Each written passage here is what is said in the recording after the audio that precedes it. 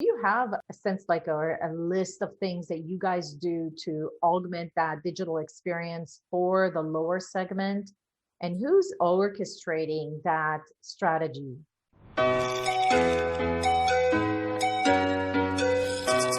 Hello, everyone, and thank you for joining us for another customer success session. Welcome to the show, and thank you so much, Jeff, for joining us today. Thank you, Rita. Greatly appreciate being here with you. Thank you. You have about 100,000 customers, and you're very successful in your space. You must be one of the experts on how to handle success for customers in that aspect. And so I'm really thrilled to have you today. Before we start, I'd like to remind everyone, subscribe to our YouTube channel for all the great videos that we produce on customer success. Besides having like about 100,000 customers, how do you segment so many customers to really deliver an appropriate customer success experience? The segmentation is key, as you could probably imagine. We have 3 different teams within customer success that are customer facing themselves, but we have named accounts team, which is your classic customer success management model, attending to about 4% of the customer base in population and a significant amount of revenues, of course, there. Since then, we've introduced a growth team, which engages with customers in a very large segment of our population that on the dollar amount are below a threshold for the high value customers, as we call them, but there's such a large middle there. And then recently we've introduced the 3rd team, which is a retention team. And that team, and its name is a little bit broader than what it says. They deal with the retention and then also with customers that maybe just need optimization or a little more of a technical bend. So coming from a support angle, but into a customer facing role. And so those are the 3 areas that we have. Just like almost any other normal company, obviously, I think what's unique do you think about your team? What we have in regards to our team currently, it's about 40 headcount. So a year ago, it was about 14. If you look at 40 headcount and then divide it amongst 6 teams, that gives you the ability to have a lot of agility in how you interact with your customer base. It gives you the opportunity to have different scalable models within each of those teams. The left-hand side, and moving to your right, the growth team, there is that real big middle of our customer segment that they approach with our customer success specialists. The retention team is the layer of our customers who are smaller, might be micro or SMBs, either a number of seats or in their revenues. Our ops team, very nuanced. We have the classic manager position for that team, of course, but then we have systems and projects. So someone who owns all the various platforms that we have in-house, and we built our own CS platform with Pipedrive. We have a training specialist and a growth revenue data analyst specialist as well. And then to the right, those 3 teams are your classic customer success models broken out in geography. So we have one in Eastern Europe, one in Western Europe, and then one here in the States for North America and Latin America.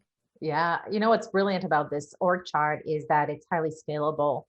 You have specialization, and so you can really, first of all, you differentiate it between the consultative role and the technical role by, even for the high touch model, having a TAM versus a CSM, which is a trend that we're starting to see in all of the very larger companies. So kudos for that. I think it's really interesting that you divide that by region. I think there's a language component that was important to distill, right? And those geographical team, they report to you, not to the GM, the local GM of that region, correct? That's correct. Yeah, functionally, they report to me. So all of CS does. Well, I've seen a lot of organization charts. I got to say, I have yet to see a growth manager role. So can you tell us a little bit more about what this role is about? The growth manager leads a team that really works on educational, closing the consumption gap with our customers. And so education and escalation. Tell me a little bit about, 100,000 customers, tell me a little bit about what is your approach to giving them the right customer experience and delivering towards outcomes? What teams are actually involved? Is it the growth manager, the retention management team, and the CS ops management team? All of the above. I wanted to impart that with this model, it's obviously for customers in the company, but it's also for the employees. We have a way where which every employee can grow with us for the long term. It's about the team. We do have obviously our own customer success onboarding. When I say that all teams are involved in that 100,000 to be customer base, the operations team is key to that, to be able to build an infrastructure, maintain an infrastructure, and give us guided data around how we should build campaigns at each one of these segments. of which there are many limit cohorts within those segments. So that has been key to what we've done. Jeff, do you have a sense like a list of things that you guys do to augment that digital experience for the lower segment? And who's orchestrating that strategy? That's with us internally and heavily engaged in customer marketing. So we have a cohesive workflow and calendar with customer marketing on all the touch points in a customer. We're revamping our customer journeys, both for the net new customer population, as well as the renewing and current customer population. And so we want to make sure that not only are we giving customers a variety of ways that we're engaging with them, whether it's a newsletter, an email, a campaign, customer success manager, an outreach from customer success, but we're also going towards the cohorts of customers in the right manner and fashion. We're not somewhere between overjoying them and overloading them. We have our cadence meetings with customer marketing and going through what touch points and what is the language and semantics, the look and the feel, and orchestrating with them in tight fashion. But that's all in the wonders of what the operations team is able to do for us as well. Yeah, so you mentioned a lot of different ways that you digitally impact those self-serve and SMB customers, from online community to the video academy to having email campaigns. I was wondering, since you started implementing these different digital experiences and tech touch approach, have you started seeing a big difference in the impact you have towards retention or even expansion selling? Some of them is as simple as we really put thought and attention to how we craft our emails, how those are disseminated. It's stuff that sometimes you get down to the building blocks and the basics and see how that works. In regards to campaigns after particular segments and cohorts, absolutely. I can tell you that our growth team has overexceeded every sort of idea that we had in terms of performance. We look at product usage, particularly the high-end features, the operation that really driving customers scalable actions that I mentioned before, integrations and workflows. Those have really climbed. If we compare what we have in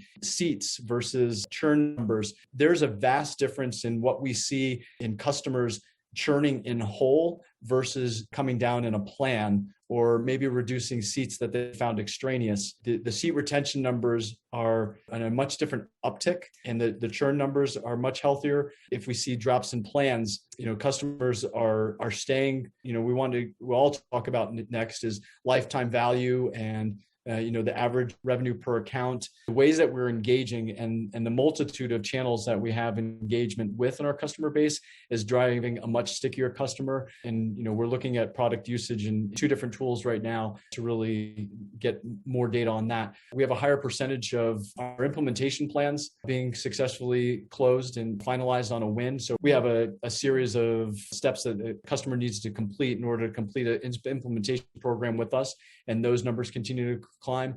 What do you think is the one thing that you changed in the onboarding experience to get these really improved results for customers that not only onboard and complete that, but increase adoption? A lot of it did have to do with our technical outreach, and it's about driving the message. So the ease to schedule was one thing that we integrated. We did a video integration, so using the videos of our own CSMs to invite and engage upon the welcome email and really build that personality and engagement one-on-one with the customer. I always look at this as a partnership between us and the customer, and it's for everyone involved. I think it gives everyone on our team a better experience to know that the customer knows who they are before they show up. We've done our homework.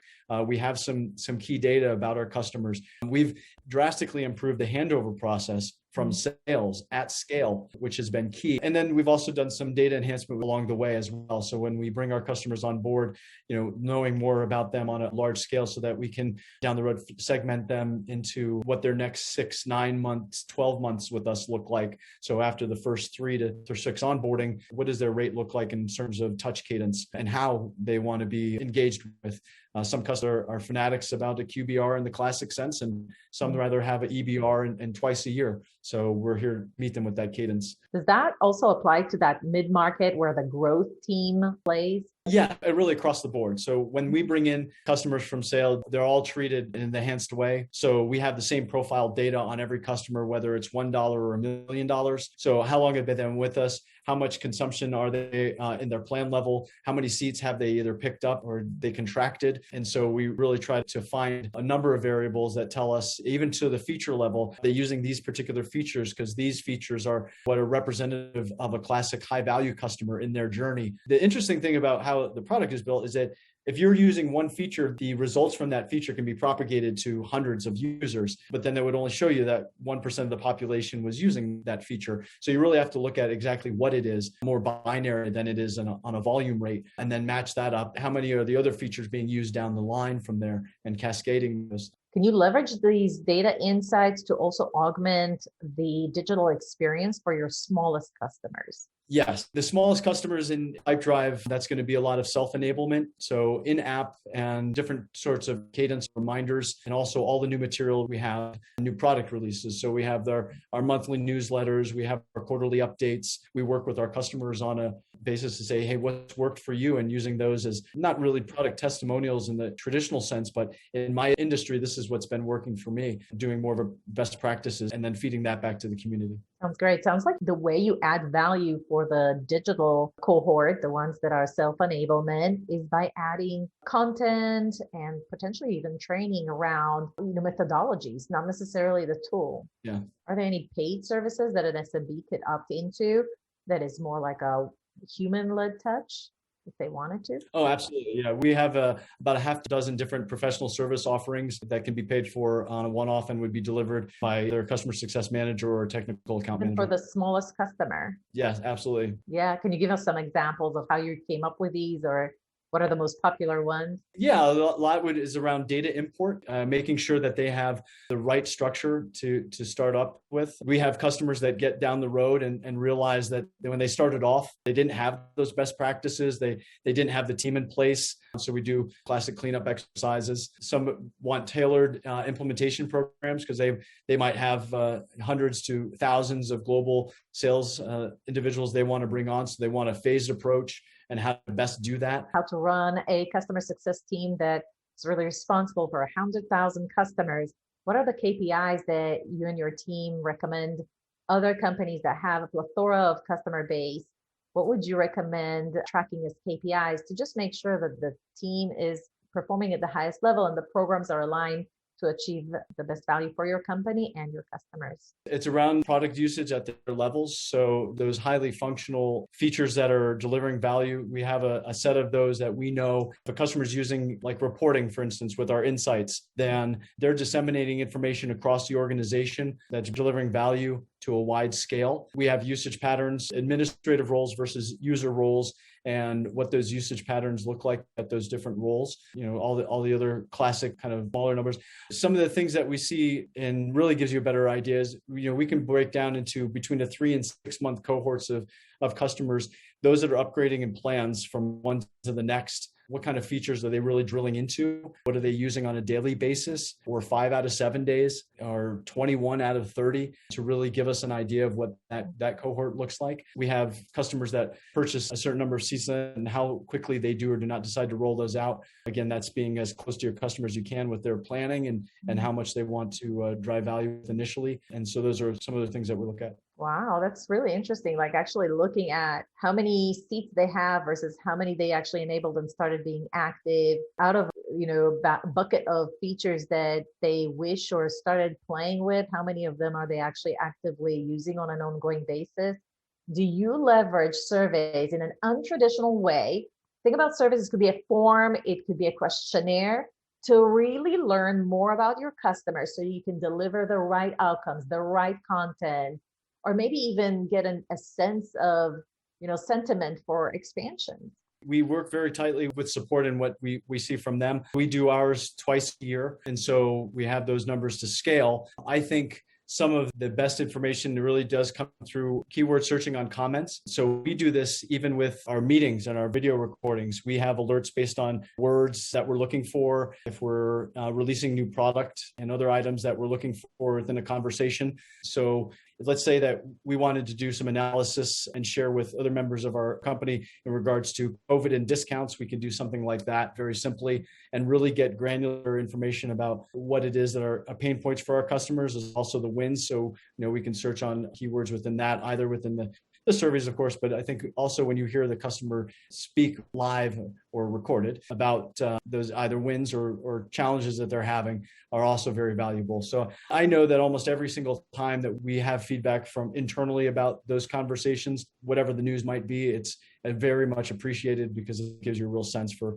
what we're doing. And we're doing a lot of things in this company, and we want to get as close to our customers and feedback before we go live with a lot of things. So we're leveraging our current customer base and using a lot of what if in our beta tests and stuff like that. Keyword search to get sort of like a verbatim analysis around customer sentiment. Wonderful. Hey, Jeff, brilliant session. I learned a lot. I hope that anybody that's tracking towards tens of thousands of customers is listening to this session. It takes really some guts and a lot of data and a lot of sense and sensibility to manage that cohort to those financial outcomes that you guys were able to reach. So kudos on your success and congratulations on the recent acquisition. And I want to thank you for your time. Any last recommendations or word for those out there that are on that trajectory? When you're building out your CS team, as soon as you can get to operations is key. It's redundant. We all hear it. Close to your customers as you can. And with the journey mapping, will help you decide on platform choices and when to start segmenting. The less that you can leave in conceived thoughts and ideas are always best when coming towards the customers. I know I come from enterprise models from my past 20 years. So come to a CRM model of 97,000 customers. I relearned a lot very quickly and do every day. And the last one is it's about your team. Every single member of your team, knowing that they understand how much value they bring every single day in every interaction, internally and externally, and being able to share that vision and have them share their visions with you. And there's so much that we do and change and iterate that bubbles from all across the organization. Yeah, thank you so much, Jeff. Well, guys, if you enjoyed this session, share your aha moments from the session in the comments below. Send questions to Jeff as well. And we'd love to see you on our next video.